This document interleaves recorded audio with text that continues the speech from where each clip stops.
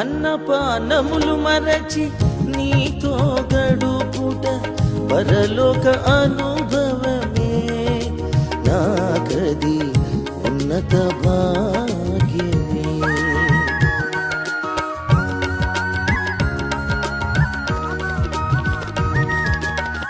అన్నపానములు మరచి నీతో గడుపుట పరలోక అనుభవమే, నాకది ఉన్నత భాగ్యమే.